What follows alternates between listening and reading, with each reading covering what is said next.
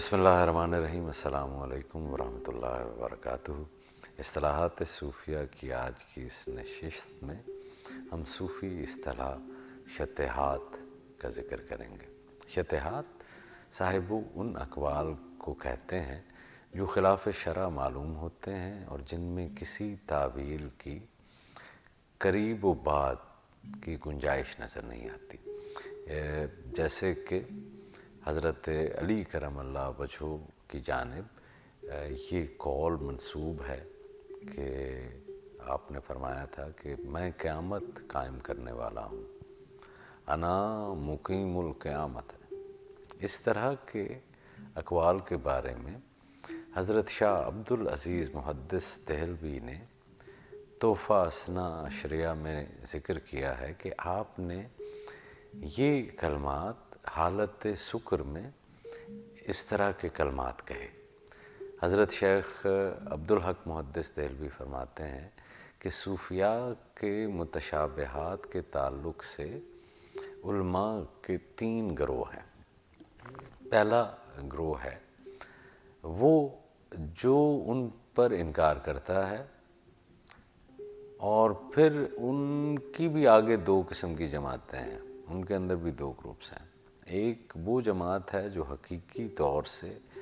ان صوفیہ پر انکار کرتی ہے اور ایسے اقوال و افعال کو جہل و جنون سے تعبیر کرتی ہے،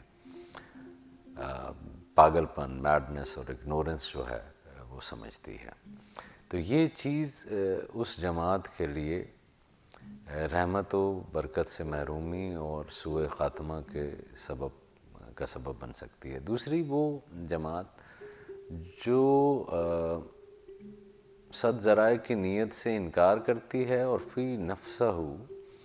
وہ ان صوفیاء کے موافق اور حامی ہوتی ہے۔ پھر دوسرا گروہ یہ ہوتا ہے کہ جو نہایت غالی ہوتا ہے،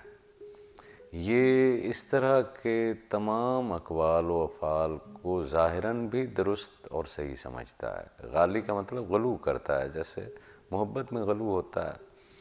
تو جو بہت زیادہ غالی ہوتے ہیں وہ بھی ان ایسے تمام اقوال و افعال کو ظاہراً جو ہے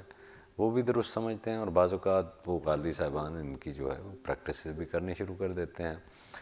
جو کہ میرے نزدیک تو سراسر ایک غلط چیز ہے۔ بہرحال تیسرا گروہ وہ ہے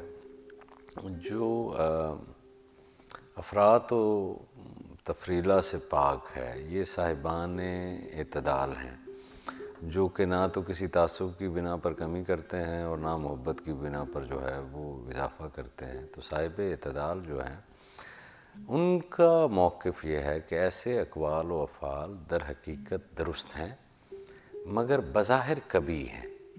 اور بظاہر کبھی ہونے کی وجہ ان حضرات کا غلبہ حال اور اختیار کا کھو دینا ہے۔ یعنی کہ یہ صوفیاء جب حال کے غلبے میں جاتے ہیں، جب وہ سکر کی حالت کے اندر جو ہے وہ جاتے ہیں اور ان کو اختیار نہیں رہتا تو وہ ایسے جملے کہہ دیتے ہیں، یہ حال کے جملے جو ہے وہ ہوتے ہیں۔ لہٰذا ایسے اقوال و افعال کو فقط تسلیم جو ہے وہ کیا جاتا ہے۔ چنانچہ صوفیاء کے اقوال و افعال میں صرف ارشادات ہی جو ہوتے ہیں وہ مکمل طور سے قابل عمل ہوتے ہیں، یعنی وہ جملے جو محکمات ہوں، جو محکم ہوں، جو کلیئر ہوں، یعنی وہ صوفی ماسٹر کے وہ جملے جو کہ بالکل کلیئرٹی کے ساتھ ہیں، روز روشن کی طرح عیاں ہیں، جن کے معنی وہ قابل عمل ہوتے ہیں۔ باقی رہے متشابہات تو وہ اپنی تمام قسموں کے ساتھ مول ہیں اور ان کے ظاہری معنی قابل عمل نہیں ہیں، اور نہ ہی ایسے جملوں سے کسی چیز کے جواز یا اس کے عدم جواز پر استدلال درست ہے۔ یعنی آپ ان کی متشابہات جو ہے، یہ مبہمات جو ہیں، ان کو ریفرنس بناتے ہوئے کسی چیز کا جواز جو ہے یا اس کا نہ ہونے کا انکار جو ہے، اس پر جو ہے آپ آپ استدلال نہیں کر سکتے، کیونکہ یہ تمام جملے جو ہوتے ہیں وہ ایک خاص حالت کے اندر جو ہے وہ کہے جاتے ہیں۔ تو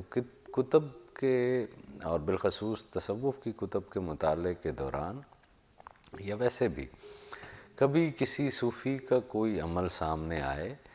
تو یہ ضرور غور کیا جائے کہ وہ ظاہری طور پر بھی شریعت و طریقت کے مطابق ہے یا نہیں ہے۔ اگر ظاہری طور پر بھی معیار شریعت پر، سٹینڈرڈز آف شریعہ پر ہے، تو اس کا تعلق جو ہے وہ ارشادات سے ہوگا، ورنہ ان تمام اقوال و افعال کا تعلق متشابہات سے ہوگا، اور متشابہات کی بھی جو ہم نے قسمیں بتائی ہیں ان میں سے ہوگا۔ تو متشابہات کی ظاہراً تقلید نہیں کی جا سکتی، جیسے کہ پچھلی ایک نشست میں نے حضرت شبلی کے متعلق آپ کو بیان کیا کہ وہ بیٹے کی موت کے بعد انہوں نے داڑھی منڈوا لی۔ تو یہ وہ عمل ہے جس کی تقلید نہیں کی جا سکے گی، ایسے فعل کی جو ہے وہ تقلید نہیں کی جا سکے گی، بلکہ اس کے صحیح معنی مراد لینے کی کوشش کی جائے گی۔ تو ان کے ہر قول و فعل کو محکمات و ارشادات میں شمار کرنا یہ درست نہیں ہے، اور ان کے ظاہر کی تقلید کرنا متشابہات کی یہ غلط رویہ ہے۔ اور جو لوگ تصوف پر تشکیک رکھتے ہیں، شک کرتے ہیں، ان کے نزدیک بھی بنیادی طور پر وہ متشابہات کو نہ سمجھنے والا لیکن ان کے اوپر عمل کرنے والا گروہ سامنے ہوتا ہے، اسی لیے وہ ان کی مخالفت کرنا شروع کر دیتے ہیں۔ تو یہ بہت ہی اہم اصول ہیں کہ اقوال صوفیہ کو محکمات اور متشابہات میں پرکھا جائے، بالکل اسی طرح سے جیسے کہ قرآن کریم میں بیان کے اصول وضع ہوئے، اور بیان کے اصول میں محکمات بھی ہیں اور متشابہات بھی ہیں۔ بالکل وہی انداز بیان اور وہی اصول جو ہے بیان کے معاملے میں وہ احادیث پر بھی ہیں کہ اس میں محکمات بھی ہیں اور متشابہات جو ہے وہ بھی ہیں۔ بالکل اسی طرح سے جو اقوال صوفیہ ہیں ان میں بھی محکمات ہیں، تو ارشادات جو ہیں یا ارشاد جو ہے وہ محکمات میں سے ہوتا ہے جو کہ تقلید کیا جا سکتا ہے، لیکن متشابہات کی ظاہراً تقلید کرنا بالکل ہی جاہلانہ فعل ہے، اور یہ نہیں کرنا چاہیے۔ یہ بہت ہی اہم اصول ہے، اگر اس کو پیش نظر رکھا جائے تو صوفیاء کرام کے حوالے سے بہت ساری بدگمانیوں سے بچا جا سکتا ہے۔ اللہ کریم آپ کے اور میرے علم میں اضافہ فرمائے، آپ کو خیر ملے اور خیر بانٹنے کی توفیق ملے۔ السلام علیکم ورحمۃ اللہ وبرکاتہ۔